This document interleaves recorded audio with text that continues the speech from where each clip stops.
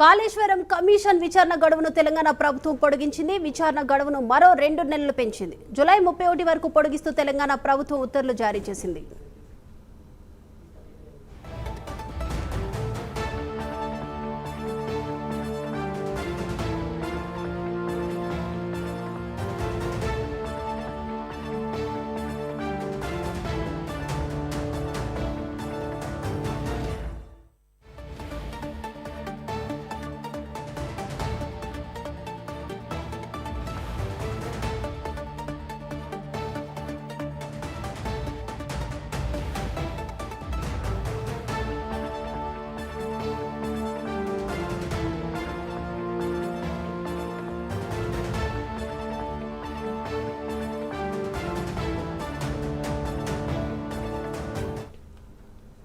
Kaleshwaram commission విచారణ గడువును తెలంగాణ ప్రభుత్వం పొడిగించింది. విచారణ గడువును మరో 2 నెలలు పెంచింది. జూలై 31 వరకు పొడిగిస్తూ తెలంగాణ ప్రభుత్వం ఉత్తర్వులు జారీ చేసింది.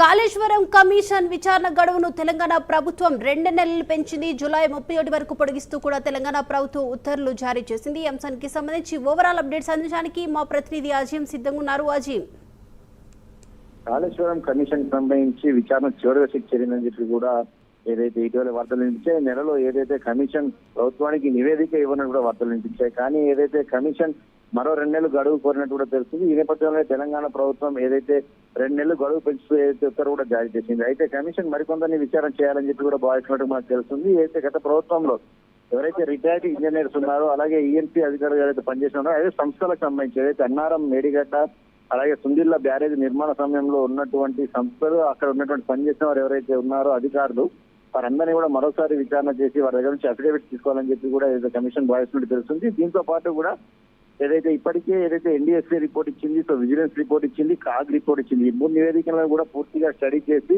మీరు చెప్పినటువంటి అంశాలు దానికి దీనికి సరిగా ఉన్నాయా లేదా అని చూడాలని చెప్పి కూడా ఏదైతే కమిషన్ భావిస్తున్నట్టు కూడా మనకు తెలుస్తుంది. సో ఈ నేపథ్యంలోనే ఏదైతే పొలిటికల్ ఎంట్రీ ఏదైతే అధికారులు ఆ సమయంలో ఎవరైతే సీఎం గా ఉన్నటువంటి కేసీఆర్ కావచ్చు, అలాగే ఇరిగేషన్ మినిస్టర్ గా ఉన్నటువంటి హరీష్ రావు కావచ్చు, అలాగే ఆర్థిక శాఖ మంత్రిగా ఆ రోజు ఈటెల రాజేందర్ ఉన్నారు. సో వీరందరినీ కూడా మరొకసారి పిలవాలా లేదా అనే అంశంపై కూడా ఏదైతే కమిషన్ పురాణశీలం చేస్తున్నట్టు కూడా మనకు తెలుస్తుంది. సో ఈసారి మాత్రం కమిషన్ ఈ 2 నెలల గడువులోపు ఖచ్చితంగా కమిషన్ తన నివేదికను పూర్తి స్థాయిలో సిద్ధం చేయాలని భావిస్తుంది. ఇప్పటికే 400 పైగా పేజీలకు సంబంధించినటువంటి ఏదైతే నివేదికను సిద్ధం చేసినట్టు కూడా మనకు తెలుస్తుంది. సుమారు 110 మందికి సంబంధించినటువంటి అందరినీ కూడా ఏదైతే ఈ విచారణలో ఏదైతే నిర్మాణ లోపంలో కావచ్చు, ఆర్థిక పరమైన అంశం కావచ్చు, అలాగే బ్యారేజ్ డిజైన్లకు సంబంధించిన అంశం కావచ్చు, అండ్ అనేక అంశాల్లో ఇప్పటికే వీరందరినీ క్వశ్చన్ చేసింది, వీరి దగ్గర నుంచి అఫిడవిట్ తీసుకుంది. సో మరికొందరు అధికారులను మరోసారి పిలిచి కూడా ఎంక్వైరీ చేయాలనే నేపథ్యంలోనే ఏదైతే కమిషన్ మరో 2 నెలల గడువు కూడా కోరినట్టు కూడా మనకు తెలుస్తుంది. అయితే పొలిటికల్ గా కూడా ఎంక్వైరీ ఏదైతే విచారణ చేయాలని చెప్పి జస్టిస్ ఘోష్ కమిషన్ భావిస్తున్నట్టు కూడా మనకు తెలుస్తుంది. సో ఈ నేపథ్యంలో